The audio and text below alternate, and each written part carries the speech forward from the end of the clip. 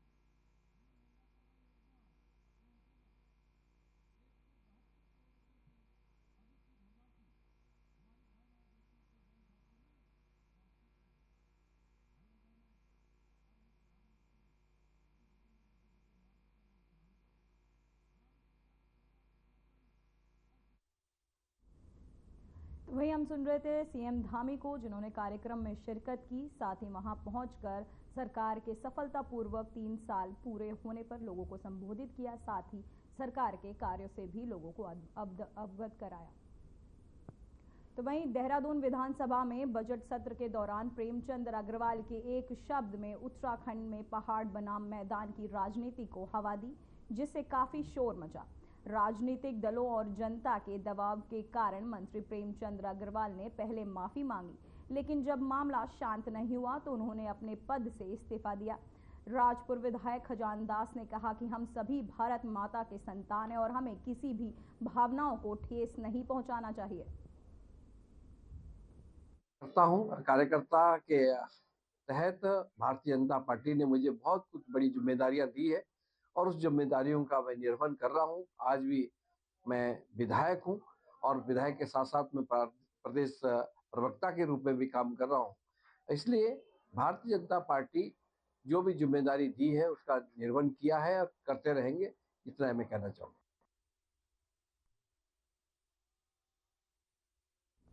तो वहीं धामी सरकार 4 धाम यात्रा को पर्यटकों के लिए सुविधाजनक बनाने के लिए लगातार प्रयासरत है।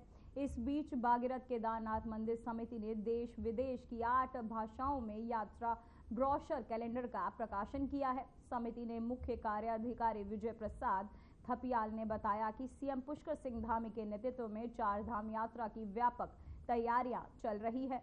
तो वहीं पर्यटन मंत्री सतपाल महाराज के मार्गदर्शन और सचिव पर्यटन सचिन कुर्वे के निर्देशन पर हिंदी, अंग्रेजी, गुजराती, बंगाली, मराठी, तेलुगु, कन्नड़, मलयालम आदि भाषाओं में ब्रोशर का प्रकाशन किया। वहीं ब्रोशर में तीर्थयात्रियों को उत्तराखंड 4 धाम बद्रीनाथ, केदारनाथ, गंगोत्री, यमुनोत्री सहित पंच बद्री, पंच केदार और बद्रीनाथ धाम के अधीनस्थ मंदिरों की जानकारी भी मिलेगी। साथ ही शीतकालीन यात्रा स्थलों की भी जानकारी दी गई है।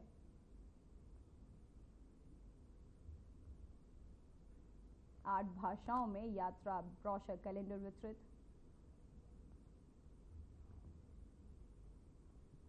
तो वहीं प्रदेश की महिला और बाल विकास मंत्री रेखा आर्या ने अपने हरिद्वार दौरे के दौरान सिडकुल स्थित एक निजी कंपनी में आयोजित ग्रेजुएशन सेरेमनी में हिस्सा लिया। इस दौरान इस मौके पर उन्होंने महिलाओं और सर्टिफिकेट वितरित किए और उन्हें सशक्त बनाने के प्रति राज्य सरकार के प्रयासों को भी साझा किया।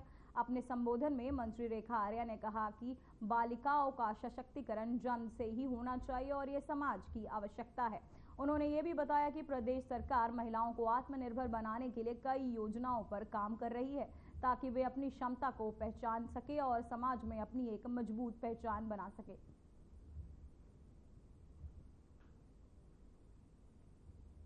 हरिद्वार दौरे पर मंत्री रेखा आर्या, जहां उन्होंने महिलाओं को लेकर कई बातें, उन्हें सशक्त बनाने को लेकर पर जोर दिया।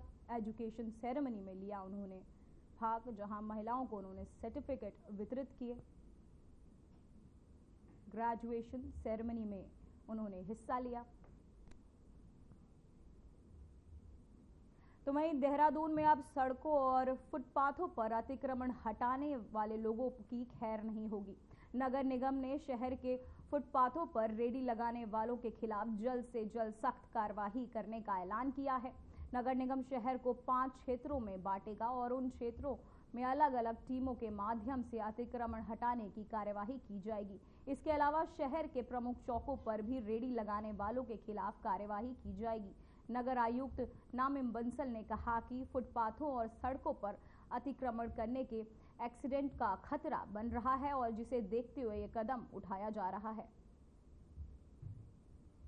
देखिए, 5 जोन पहले से ही हैं नगर निगम क्षेत्र के, और अभी जो रीसेंट प्रथम बोर्ड बैठक कंक्लूड हुई है नवनिर्वाचित बोर्ड की, उसमें ये निर्णय लिया गया है कि जो जेब्रा फोर्स पहले कार्य करती थी अतिक्रमण हटाने का, उसी को जोनल स्तर पर डेवलप करते हुए, यानी कि जोनल जेब्रा फोर्स के माध्यम से अतिक्रमण हटाने की कार्रवाई की जाएगी। और साथ ही साथ विभिन्न वार्ड्स में सीसीटीवी कैमरे भी लगाने की योजना है। इसका भी प्रस्ताव माननीय बोर्ड द्वारा पास किया गया है। सीसीटीवी कैमरे के माध्यम से भी जो अतिक्रमण है उसकी रोकथाम के लिए और अन्यत्र भी अब अतिक्रमण ना होने पाए। तो वहीं हरिद्वार में गंगा संरक्षण समिति की बैठक जिला अधिकारी कमरेंद्र सिंह की अध्यक्षता में आयोजित की गई, जिसमें गंगा नदी के संरक्षण और अवैध अतिक्रमण की रोकथाम को लेकर सख्त दिशा निर्देश भी दिए गए। बैठक में डीएम ने कासमावन नाले की कामा में 2 बार निरीक्षण करने और अवैध अतिक्रमण के खिलाफ कड़ी कार्यवाही करने के निर्देश दिए। उन्होंने अधिकारियों को निरीक्षण रिपोर्ट स्पष्ट रूप से प्रस्तुत करने की बात कही और यदि आवश्यकता हो तो निरीक्षण की संख्या बढ़ाने की भी सलाह दी। तो वहीं गंगा नहरों और पुलों पर कूड़ा और पूजा सामग्री फेंकने की रोकथाम के लिए फूलों पर जाली लगाने की आदेश भी दिए गए, जहां नगर निगम और एचआरडी के आपको बताते चले कि उन्होंने ये सभी निर्देश जारी किए।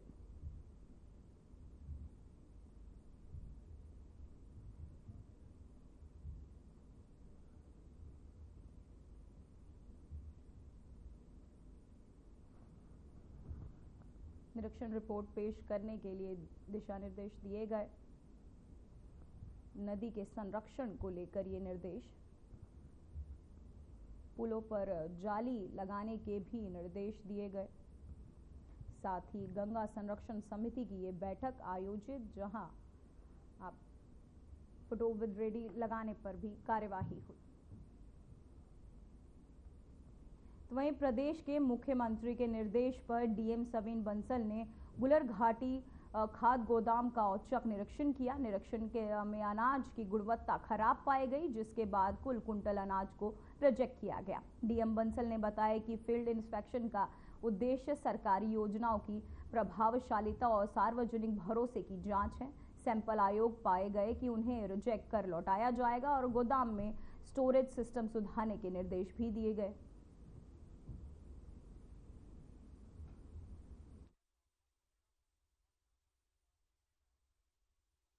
देखिए, जो हमारे फील्ड इंस्पेक्शंस का पर्पस है वो ये रहता है कि हमारा जितना निवेश हो रहा है गवर्नमेंट द्वारा, हमारी जितनी सोशल स्कीम्स अभी ऑपरेशनल हैं, उसका जो रिटर्न्स हैं, जो लाभ हैं, वो मैक्सिमाइज हो पा रहे हैं या नहीं, जो इंटेंडेड ऑब्जेक्टिव्स हैं वो किस एक्सटेंट तक पूर्ण हो पा रहे हैं, और जो पब्लिक कनेक्ट है उसकी अभी स्ट्रेंथ क्या है, क्या ट्रस्ट है पब्लिक का गवर्नेंस पे।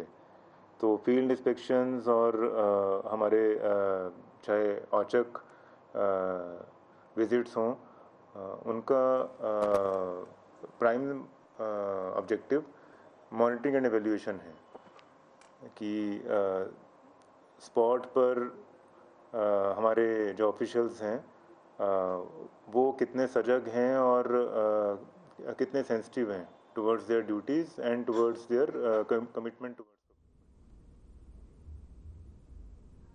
तो वहीं रुड़की में अलविदा जुम्मे की नमाज बड़े अकीदत के साथ अदा की गई। इस दौरान केंद्र सरकार ने वक्फ बिल के संशोधन और देश सरकार की अरबी मदरसों पर कार्यवाही के विरोध में रोजेदारों के काली पट्टी बांधकर नमाज अदा की। प्रमुख जामा मस्जिद में नमाजियों ने काली पट्टी बांधकर विरोध जताया। तो वहीं AIMIM प्रदेश अध्यक्ष नयर काजमी ने कहा कि केंद्र और उत्तराखंड सरकार तानाशाही पर उतर आई है और धार्मिक शिक्षा को छीनने की कोशिश कर रही है।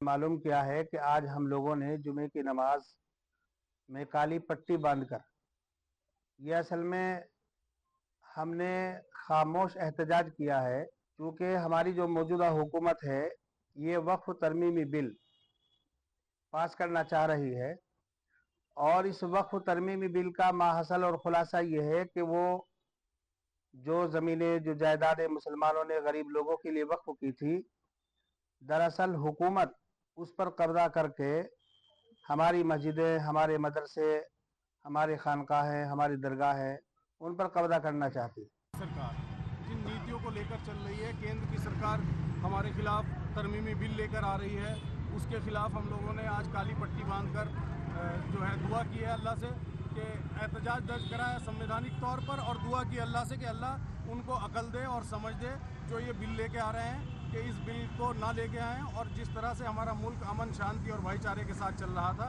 उसी तरह से चलता रहे। और प्रदेश की सरकार के लिए इसलिए कि प्रदेश की सरकार हमारे साथ जो गैर संविधानिक कार्य कर रही है, हमारे मदरसों को, मदारिस को, तमाम मदरसों को बंद करने की एक मुहिम चला रखी है पूरे प्रदेश के अंदर, उसके खिलाफ हम लोगों ने जुमा की नमाज अदा की। और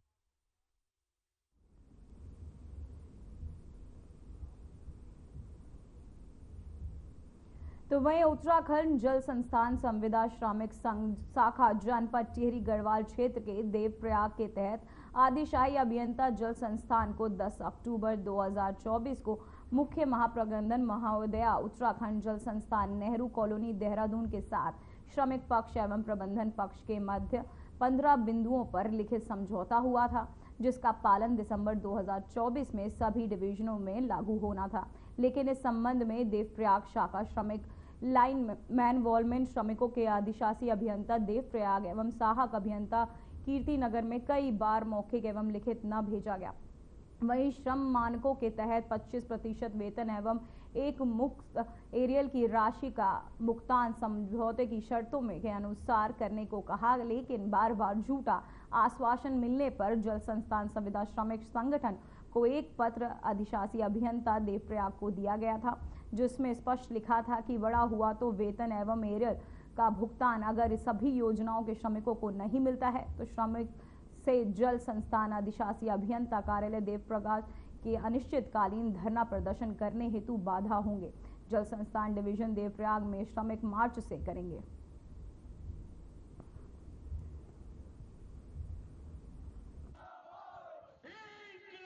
श्रमिक हैं जो पंपिंग प्लांटों में ऑपरेशन वगैरह का काम करते हैं, इनका जो संचालन के टेंडर होते हैं तो वो बीच में साल में 2 बार बढ़ते हैं। तो इनका अप्रैल से और इस 24-25 वित्तीय वर्ष में बढ़ा नहीं था, मतलब बढ़ गया था पर हम दे नहीं पाए थे। तो उसका एक तो एरियर का था जो हमें अप्रैल से सितंबर तक का देना है उन्हें। तो इसमें हमने जो इनके जितना भुगतान इनको होना है उसकी डिमांड मुख्यालय को भेज दी। तो जैसे पैसा आएगा वो हम इनको करवा देंगे। 15 अप्रैल का इसमें टाइम दे दिया गया है, 15 अप्रैल 2025 को। दूसरा इनका ये था कि जो संचालन के हैं जो रखे जाने हैं ऑपरेटर वगैरह, तो उनका भी हम नए टेंडर से कर रहे हैं। उसमें टेंडर हमने जारी कर, मतलब टेंडर प्रक्रिया चल रही है उसमें, तो वो भी जैसे टेंडर प्रक्रिया पूरी हो जाएगी तो उसमें भी जो नियमानुसार भुगतान दिए होगा आगे। कि आप जन जन तक हमारी इन समस्याओं को ले जाते हैं और उनका विभाग के द्वारा उसके बाद उसका निवारण किया जाता है।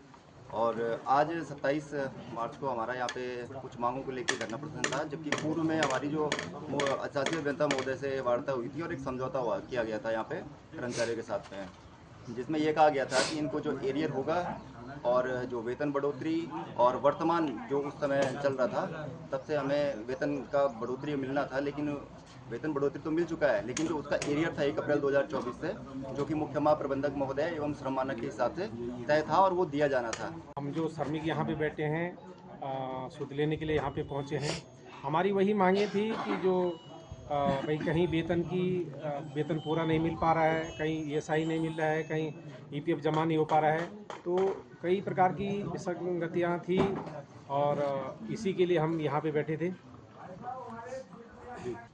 देखो, आश्वासन तो अभी हमें लिखित में नहीं मिला है, लेकिन अभी एक्शन साहब के टेबल पे वार्ता हुई है कि अभी अगर हमें लिखित में आश्वासन मिलता है कि भाई 15 अप्रैल से पहले आप लोगों का जो एरियर भुगतान है, कई प्रकार की विसंगतियां हैं, अगर वो पूरी हो जाती हैं तो हम अपना धरना तोड़ने के लिए। मैं आपके चैनल का धन्यवाद करना चाहूँगा जो आपने इन श्रमिकों की समस्याओं को आगे पहुँचाने का काम कर रहे हैं। सबसे बड़ी समस्या यहाँ पे थी कि जो 1 अप्रैल 2024 से जो श्रम मानकों के अनुसार जो वेतन मिलना चाहिए था, इस संबंध में हमारा पिछले वर्ष 2024 में अक्टूबर में एक समझौता हुआ था मुख्य महाप्रबंधक देहरादून के पास यहाँ, जिससे 15 बिंदुओं में समझौता हुआ था। उसमें ये भी था कि 1 अप्रैल से 2024 से वर्तमान समय तक नई दरों पे वेतन का भुगतान होगा और उसमें जो कुछ हमारे वायरमैन लाइनमैन हैं उनको न्यूनतम वेतन से दूर रखा गया था। तो पहले तो मैं आपको धन्यवाद करना चाहूँगा कि आप हमारे साथ वो कड़ी बन करके जुड़े हुए हो जो कड़ी कभी भी हमसे दूर नहीं हो पाएगी। और अकस्मात ऐसे होता है कि जो हमारे यहाँ पे शाखा लेवल में जो अधिशासी अभियंता जी बैठे हुए हैं, तो इन लोगों का एक रहता है कि इनको मना देते हैं और ये कर देंगे, परंतु आने वाले टाइम में अगर जो ये हमारी बातों को नहीं मानते हैं तो 16 तारीख के लिए हम तैयार हैं। और मैं तहे दिल से ये भी धन्यवाद करता हूँ कि अगर जो इन्होंने हमारी बात नहीं मानी तो हम इस डिवीजन में आकर के ऐसा धरना प्रदर्शन करेंगे कि यहाँ के हर कर्मचारी को पता चल जाएगा कि हाँ धरना क्या होता है। और जो हमारा बढ़ा हुआ वेतन था उसमें कुछ एरियर बचा हुआ था, उसका 15 तारीख तक एक्शन साहब के द्वारा आश्वासन दिया गया है। 15 तारीख को तक दिया जाएगा। अगर नहीं दिया जाता तो हम 16 तारीख को फिर यहाँ पर बैठेंगे। और जितनी हमारी मांगे थी फिलहाल 15 तारीख तक सभी मान ली गई हैं और उन पर सहमति बन गई है। अभी लिखित कार्रवाई हो रही है, पूरी हो जाएगी। 8 साल हो गया हमसे नहीं हुआ सुन अब तनख्वाह हमसे टाइम से मतलब कबर 2 महीना गैप कर दम कबर 4 महीने कभी हमसे 5 महीना दिन कभी 4 महीने फिर 2 महीने छोड़ क्या काम चला हमसे ना 32 रुपये रोज हमको नहीं सुबह 8:30 बजे मेरी ड्यूटी जाना है और 1 बजे मैं पानी काम किया था ये कि काम है ये जाने। तो वहीं हरिद्वार के एसएसपी प्रेमचंद सिंह डोभाल ने कोतवाली मंगलौर का वार्षिक निरीक्षण किया। निरीक्षण के दौरान मालखाना, शस्त्रागार और लॉकअप और कार्यालय अभिलेखों की जांच की गई और बेहतर रखरखाव के निर्देश भी दिए गए। एसएसपी ने सालमी गार्ड के ड्रिल में से प्रभावित होकर इनाम भी दिया। तो वहीं इसके साथ ही उत्कृष्ट कार्य करने के मालखाना इंचार्ज, सफाई कर्मचारी, होम गार्ड और ग्राम चौकीदार को सम्मानित भी किया गया। इसके अलावा बरामद किए गए 15 मोबाइल उनके स्वामियों को लौटाए गए।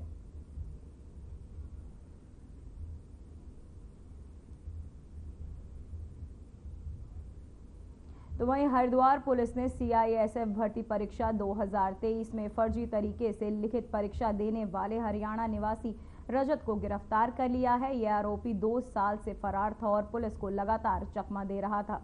तो वहीं पुलिस की पूछताछ में रजत ने यह भी स्वीकार किया कि परीक्षा देने के बदले उसे 5.5 लाख रुपए मिले थे। इस मामले में CISF deputy commander Omvir Singh की शिकायत पर रानीपुर कोतवाली में केस दर्ज हुआ था। बताया जा रहा है कि इस फर्जीवाड़े के संबंध में पहले ही एक आरोपी बुधराज को गिरफ्तार किया जा चुका है, लेकिन रजत अब तक पुलिस से बचकर फरार था।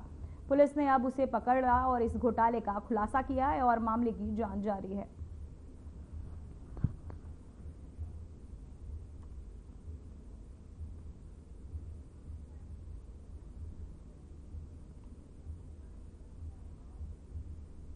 तो वहीं देहरादून पुलिस ने वाहन चोरी की अलग अलग घटनाओं का खुलासा करते हुए एक वाहन चोर को गिरफ्तार किया है।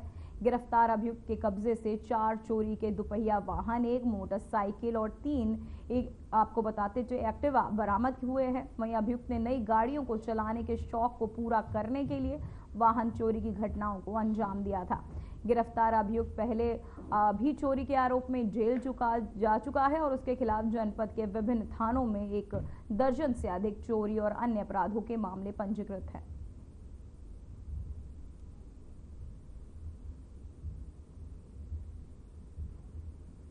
तो वहीं खबर हरिद्वार से है, जहां हरिद्वार के चंडी चौक स्थित पुल पर पिकअप और ट्रक की जबरदस्त टक्कर हो गई।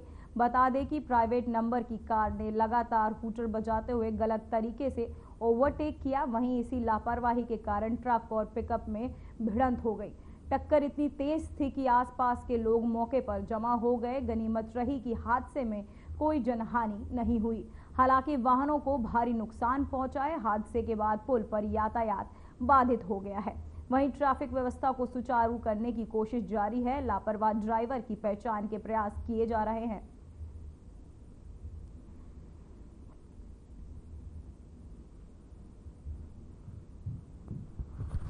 फिलहाल खबरों में बस इतना ही। मुझे दीजिए इजाजत। नमस्कार।